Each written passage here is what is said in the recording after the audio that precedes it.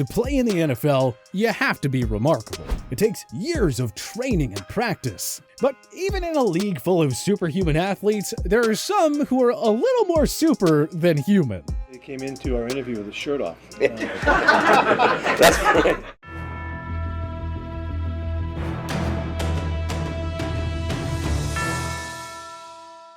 Obviously, all NFL players are among the most athletically gifted people on the planet, but there are some players, both active and retired, who are truly on a whole new level when it comes to their athletic greatness and physical skills. We usually refer to those types of dudes as freaks of nature. With all that said, let's take a look at the greatest freak of nature in every NFL team's history. Arizona Cardinals, Chandler Jones.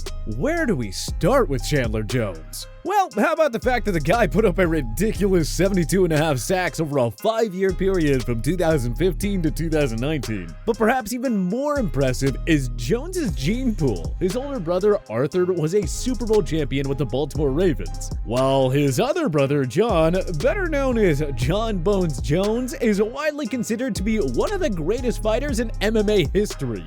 Atlanta Falcons, Michael Vick. Vick is widely regarded as the greatest dual-threat QB of all time. We simply never saw a player like Vick when he broke into the NFL back in 2001. He performed all these jaw-dropping, never-before-seen highlight reel runs. Vick totally revolutionized the quarterback position. He never could have done it though if he wasn't a freak of nature. Baltimore Ravens, Ray Lewis. At 6'1" and 240 pounds, Lewis was never the biggest guy on the field in terms of actual size, but few players ever matched his passion and determination. Lewis was a game-wrecking force all across the gridiron. He was virtually impossible to game plan against, and it was no wonder that the Ravens fielded one of the league's elite defenses during his 17-year career. Buffalo Bills, Bruce Smith. When you think of the 90s Bills powerhouse, you instantly think of the Jim Kelly, Thurman Thomas, Andre Reed-led offense.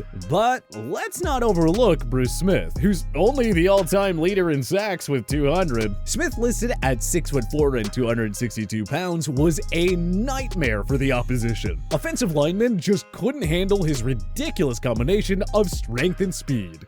Carolina Panthers, Julius Peppers. Peppers was listed at 6'6" and 283 pounds at the 2002 NFL Draft Combine. He still ran a 4.74 40-yard dash, and in case you don't know, that's insanely good for a man of that size. And it was just a sign of things to come. Peppers pieced together a Hall of Fame career with the Panthers, Chicago Bears, and Green Bay Packers, recording 159.5 career sacks. Chicago Bears, Dick Butkus. When NFL Network names you the most feared tackler of all time, you probably had some freak of nature qualities. There's a fun story about Butkus' sheer toughness. Apparently, he hit a metal sled so hard into practice that it left a piece of iron drooping. Knowing how historically good of a linebacker he was, we're not doubting that story to be true.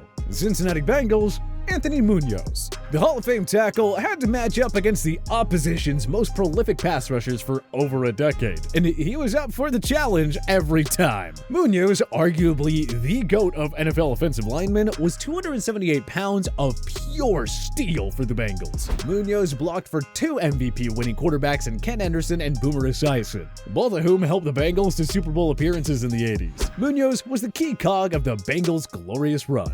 Cleveland Browns, Jim Brown. There's a case to be made that Brown is the true NFL GOAT over Tom Brady and Jerry Rice. For 9 years, Brown was the face of football, winning an insane 8 rushing titles and guiding the Browns to an NFL championship in 1964. Brown was blazing speed and raw power all in one. You couldn't chase him in the open field, and he just ran all over defenders with relative ease. Dallas Cowboys, Larry Allen. The 6'3", 335-pound Allen had a 705-pound bench press. He squatted at 905 pounds. And how about his effort on this play? That's what made Larry Allen one of the greatest freaks of nature the NFL has ever seen. Denver Broncos, Von Miller. All you gotta do is watch highlights of Miller's 2015 postseason performance to understand why he's on this list. Miller's spin move is one of the most unstoppable signature plays. He may be listed as a linebacker, but he has the toughness and strength of an offensive lineman and the quickness of a top-notch receiver. No wonder he's been impossible to block all these years. Detroit Lions, Calvin Johnson. Megatron was virtually unrecoverable one-on-one during his prime years. The Hall of Famer consistently beat double teams, and who can forget his touchdowns and triple coverage against the Cowboys and Bengals. Johnson was an absolute joy to watch. It was as if a real-life Superman were playing football. Green Bay Packers, Reggie White. The Ministry of Defense was a game changer for two different franchises, the Packers and the Philadelphia Eagles. Only Bruce Smith has more career sacks than White, but the former played 47 more games. The 6'5", 291-pound White recorded 12 double-digit sack seasons. That's what happens when you're the strongest and most athletic guy on the field. Houston Texans, J.J. Watt. Watt is a 3-time Defensive Player of the Year. Remember the video of him lifting a 1,000-pound tire 30 times? And don't forget that midway through the 2019 season, Watt suffered a torn pectoral muscle that was supposed to end his season. But he still returned for the postseason because he's a freak of nature, of course. Indianapolis Colts, Dwight Freeney. Peyton Manning, Marvin Harrison, and Reggie Wayne got most of the attention during the Colts' run of dominance in the 2000s. But that reign, highlighted by the Super Bowl 41 championship, does not happen without Freeney. This guy displayed elite quickness and speed compared to most other defensive ends. At the 2002 Combine, he had a 4.48 40-yard dash, which is insane for a 6'1", 266-pound defensive end. Jacksonville Jaguars, Tony Boselli. A left shoulder injury unfortunately forced Boselli to retire before the age of 30. But the 5-time Pro Bowler was so dominant during his brief 7-year career with the Jacksonville Jaguars that many believe he belongs in the Hall of Fame. Boselli anchored the Jaguars' O-line, helping the team to AFC title game appearances in 1996 and 1999. He quickly put his young franchise on the map because of his ability to dominate in the trenches. Kansas City Chiefs, Patrick Mahomes. We haven't seen anyone like him. His world-class arm release, athleticism, and ability to make the impossible throws seem simple is really something to behold. We've seen this guy throw a no-look pass and a left-handed pass when under duress. Tom Brady may be the GOAT right now, but 20 years from now, Mahomes could hold that title all to himself. Las Vegas Raiders, Bo Jackson. The guy played professional baseball on top of football. Sure, his NFL career was cut short because of a hip injury, but that didn't take away his status as a sports legend and a freak of nature. I mean, we really shouldn't have to explain ourselves any further here. How many other guys have played 2 other sports professionally? Los Angeles Chargers, Antonio Gates. Gates never played college football. Rather, he was a standout for the Kent State basketball team. Gates only decided to give football a shot when he realized that the NBA dream wouldn't happen. And because he's such a freak of nature, he took up football at the age of 23 and still put together a Hall of Fame career. The 8-time Pro Bowler retired with 116 touchdowns, the most ever for a tight end. Los Angeles Rams, Aaron Donald. This one needn't much explanation. The guy is 280 pounds and he has an 8-pack. Seriously, humans aren't supposed to be this ginormous. Donald may just go down as the greatest defensive player of all time at this rate. 3 Defensive Player of the Year awards in 4 years? Dude's a freak. Miami Dolphins, Jason Taylor. Another Hall of Fame defensive end makes the list. Surprise, surprise. Taylor, listed at 6'6" and 244 pounds, was ultra explosive off the edge, and it was both his strength and quickness that made him an unsolvable mystery for opposing offenses. This guy was on a totally different level, as evidenced by his 139.5 career sacks. Minnesota Vikings, Randy Moss. You could argue that Moss was the single most athletically gifted wide receiver ever. He doesn't have Jerry Rice's numbers or accolades, but the 6'4" wideout outran, outmuscled, and outsmarted his opponents time and time again. He just could not be stopped. This guy had literally every physical skill you look for in a receiver. Moss became the ultimate home run threat to the point that opposing defenses came up with the safety over-the-top coverage just to stop him. Smart, because there was almost no way of covering this guy one-on-one during his prime. New England Patriots, Rob Gronkowski. Standing 6'6" and 270 pounds, when healthy and in his prime, there wasn't a tight end as scary as Gronk. This guy's speed, agility, quickness, and soft hands made him the NFL's toughest matchup during his time with the Patriots. And when he was called upon to block, well, just ask Sergio Brown about the time he got thrown out the club. New Orleans Saints, Jimmy Graham. Like Antonio Gates, Graham was a basketball player in college. He played 4 years of hoops for the Miami Hurricanes before opting to play 1 year of football in 2009. The Saints took notice of Graham's special gifts and took him 95th overall in the 2010 draft. As you all know, he uses basketball skills aplenty in the NFL, making all those impressive catches on 50-50 jump balls. Graham, one of the greatest red zone weapons of all time, only needed 1 year of college football before becoming a 5-time Pro Bowler. That's a freak of nature if we've ever seen one. New York Giants, Lawrence Taylor.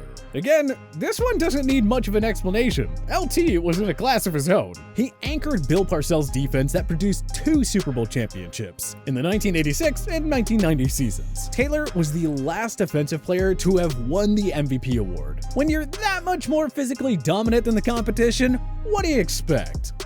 New York Jets, Mark Gastineau. Gastineau was one of the members of the New York Sack Exchange, the famous Jets defensive line that took the league by storm in the 80s. Gastineau posted 22 sacks in 1984. That held as a single-season record for 17 years before Michael Strahan of the Giants narrowly broke it with 22.5 in 2001. You just had no easy way of dealing with Gastineau, who became a pioneer for NFL pass rushers. Philadelphia Eagles, Jevon Kearse. Kearse was nicknamed the Freak for a reason. Even though he was a defensive end, Kearse ran a 4.43 40-yard dash. His 6'4", 265-pound frame took over games, and he finished with 74 career sacks. Kearse also led both the Titans and Eagles to Super Bowl appearances in the 1999 and 2004 seasons, respectively. Pittsburgh Steelers, Joe Greene. They didn't call him Mean Joe Greene for nothing. Greene was the backbone of the Steelers' 4 Super Bowl championships in the 70s under Chuck Noll. He led the legendary steel curtain defense that hit the opposition where it hurt the most. Greene took advantage of playing in that anything goes era by towing the line between dirty and aggressive. Greene even admitted that he's unsure if his style would have allowed him to play in today's NFL. But when you're a mammoth freak of nature like him, you can get away with all sorts of things on the gridiron. After all, who's gonna stop you? San Francisco 49ers, Ronnie Lott. The GOAT of all safeties was also a cornerstone on the 4 49ers Super Bowl championship teams. The hard-hitting Lott anchored San Fran's stingy defense that beautifully complemented the Joe Montana and Jerry Rice-led offense. Just how much of a beast was Lott? Well, what if we told you that he had the left fingertip of his pinky amputated, and yet he still pieced together a Hall of Fame career? What a legend. Seattle Seahawks, DK Metcalf. Metcalf simply isn't supposed to move like a person who's listed at 6'4" and 229 pounds. It goes beyond science. But here's Metcalf, the number 64 pick from the 2019 draft, defying everything. I mean, you saw the way he chased down Budda Baker in a 2020 game to thwart a pick 6, or the images of him walking into the room to meet Pete Carroll for the first time without a shirt on. It's beyond words. Tampa Bay Buccaneers, Derek Brooks. Brooks spent his entire career with the Bucs, spanning from 1995 to 2008. He, Simeon Rice, Warren Sapp, and Rondé Barber formed one of the most dominant defenses ever, guiding the team to a Super Bowl 37 championship. The 11-time Pro Bowl linebacker was a game wrecker all over the field. He posted over 100 tackles in 11 seasons to go along with 25 career picks and 24 forced fumbles. Brooks embodied all the qualities you wanted in a linebacker. He wasn't quite Ray Lewis level, but he was pretty dang close. Tennessee Titans, Derrick Henry. How do defenders stop Henry when he's faster and stronger and bigger than them? It's mission impossible. Henry moves like a bulldozer combined with a sports car. He'll outrun you, or he'll just stiff-arm you if you're in his way. Henry is still in his prime, and yet he's already the greatest freak of nature this franchise has ever seen. No disrespect to Eddie George. Washington football team, Darryl Greene. Greene makes the list here because of his remarkable longevity. You know how so many star corners are past their prime by 30? Well, Greene played until the age of 42, and he remained productive every step of the way. The 7-time Pro Bowler defied age and somehow managed to play 20 seasons. Other all-time great corners like Deion Sanders, Champ Bailey, and Darrelle Revis never got close to that longevity. Greene's lightning-fast speed made him a feared ball hawker. He finished with 54 career picks. He wasn't the biggest freak in nature, but don't let his size fool you. Anyone who can last in the NFL for that long is just made different, plain and simple. But who do you think is the greatest freak of nature in NFL history? Join us in the comment section below. If you liked this video and learned a thing or two, clicking the like button helps out a ton. And hey, we appreciate it. If this is your first time coming around to TPS though, subscribing is a great idea because we put out videos like this every single day. But as always, thanks for watching and we'll see you guys next time.